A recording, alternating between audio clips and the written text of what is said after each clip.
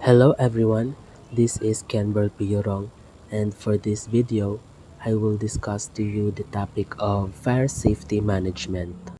The objectives of my report are to understand the dynamics of fire and its behavior and to implement effective fire prevention techniques and safety measures. For the introduction of my report, fire safety management is crucial or very important to prevent and manage fires in various environments, ensuring the safety of individuals and property. So for this report, um, ang fire safety management is very important. So in an establishment or an organization, dapat na-adjud sila'y fire safety management in order to prevent and manage if there is fire nga mo occur para ma-ensure ang safety sa mga individuals and of course sa property.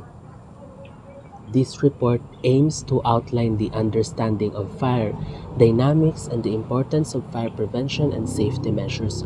So, the main goal of my report is to understand the fire dynamics. Fire dynamics is mao ni siya ang how the fire starts, grow, and spread.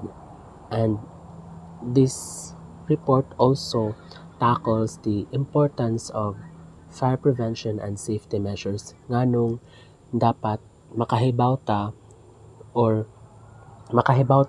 on how to prevent the fire and what to do if there is a fire.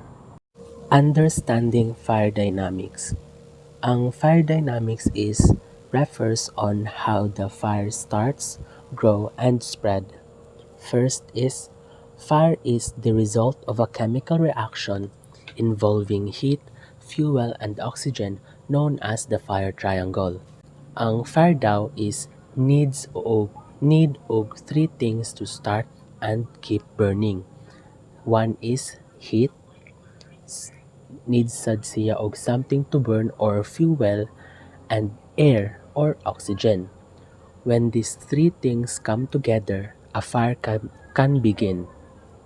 For example, if maghaling ta, we need a wood. So ang wood is magrepresent siya as fuel. We need also a lighter or matches. So mao ni siya ang heat, nagrepresent siya sa heat. And the air or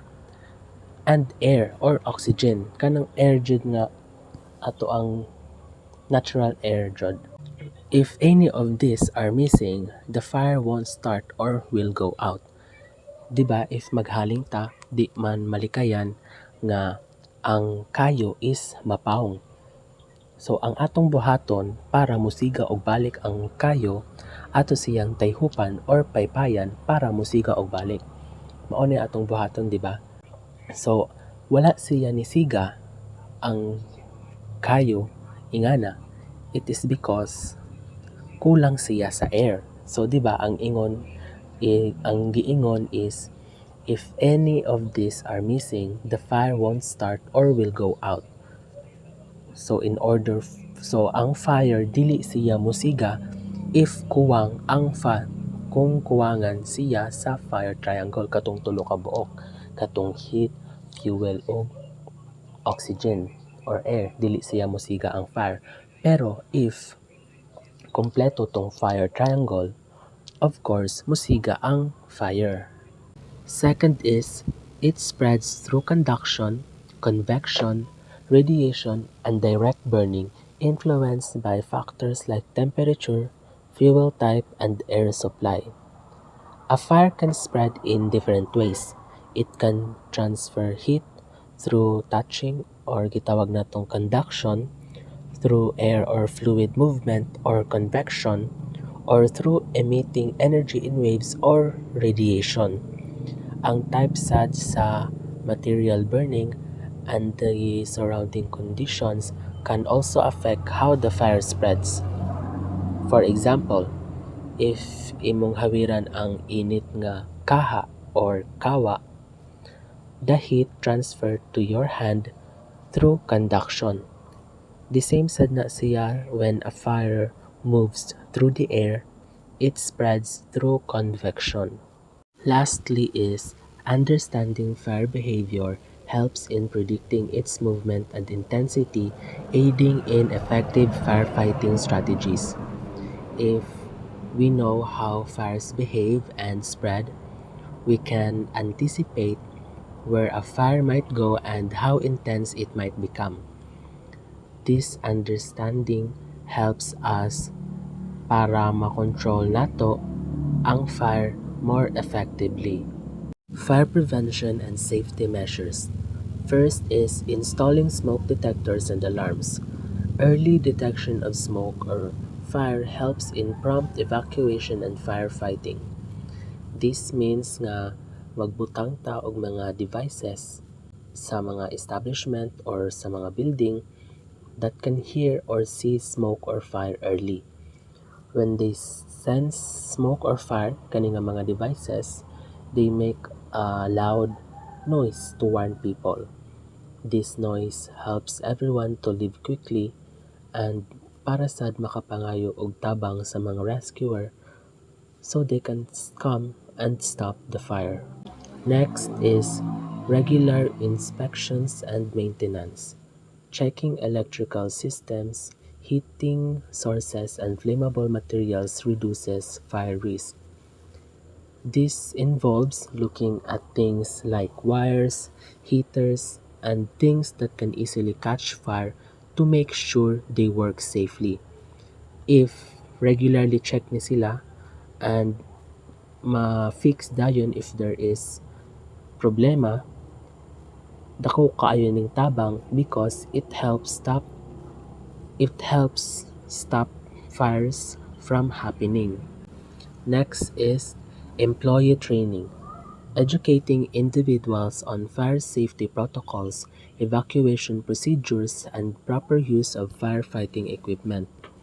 This means nga tudluan nato ang mga tao or employee sulod sa establishment or students sulod sa school on what to do if there's a fire.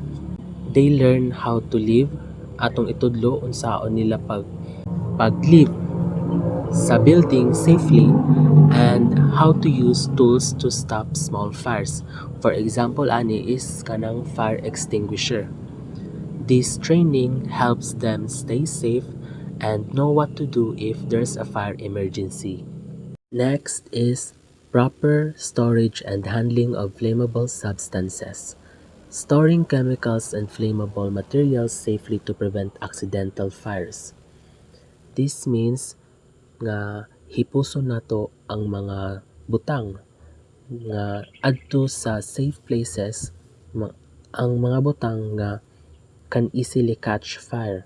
For example, chemicals or other materials that burn easily. It's important to store them properly so they don't accidentally catch fire and cause danger. And lastly is clear exit routes and emergency plans. Ensuring unobstructed pathways and well-defined evacuation plans for quick exits during emergencies. This is about making sure that there are clear and open pathways to leave a place quickly if there's an emergency like a fire. It's also having a plan that tells everyone what to do during emergencies so that they can get out safely and fast. For the conclusion of my report, fire safety management involves understanding fire behavior and implementing proactive measures to prevent fires and minimize risk. Ang fire safety management helps us to understand how fires behave and doing things beforehand to stop fires from happening and make dangers smaller. Through awareness, education, and practical safety measures, the potential for fire-related incidents can be significantly reduced, ensuring a safer environment for everyone. So by teaching people about fires, showing them what to do to stay safe, and doing things to prevent fires, we can make it much less likely for bad things related to fires to happen, making places safer for everyone. That would be all for my report. Thank you so much for listening.